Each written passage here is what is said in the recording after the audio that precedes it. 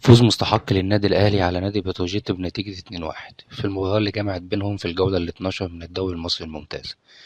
النادي الأهلي كان بادئ المباراة بمحمد الشناوي في حراسة المرمى، قدامه ربيعة والعش وهاني، الدبيس والسولية، مروان عطية وإمام، قفشة الشحات وجراديشار. مباراة كان بطلها الأول اللاعب إمام عاشور اللي حرفيا عمل كل حاجة في الكرة، كان ناقص بس إنه يدخل بالكرة جوه الجون عشان يقتنع إنه قدم كل اللي عليه. المباراة كانت هادية في البداية إلى أن جاء الهدف الأول للنادي الأهلي من إمام عاشور، حتة كده ار2 زي ما الجماهير بتحب إنها تقول عليها، عشان يتربع إمام عاشور على عرش هداف الدوري المصري بفارق هدف عن ناصر ماهر لاعب نادي الزمالك. وعلى صعيد آخر، ظهور سيء جدا من محمد مجدي قفشة طول المباراة. قفشة تايه في الملعب، سوء تمرير، بطء في التحضير، وتسديدة واحدة يائسة عبرت عن مدى الحالة السيئة اللي وصل ليها محمد مجدي قفشة.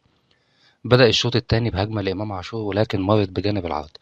بعدها يتمكن النادي الأهلي من إحراز ثاني أهداف اللقاء عن طريق أسيست من اللاعب الشاب محمد عبد الله ويضعها جردشار في المرمى.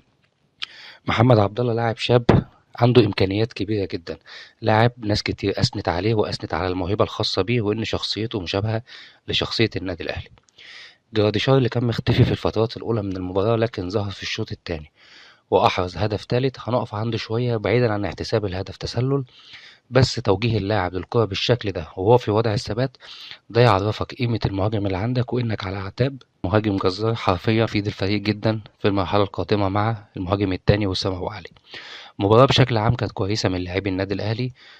مبروك الفوز والحصول على 3 نقاط جديدة لينفرد النادي الأهلي بصدارة الدوري مؤقتا، وفي انتظار مباريات بيراميدز ضد نادي سموحة والزمالك ضد الإسماعيلي زي ما بنسميه ديربي ولاد العم. ما تنساش لو عجبك الفيديو تعمل لايك للفيديو وسبسكرايب للقناة وانتظر كل جديد. في أمان الله.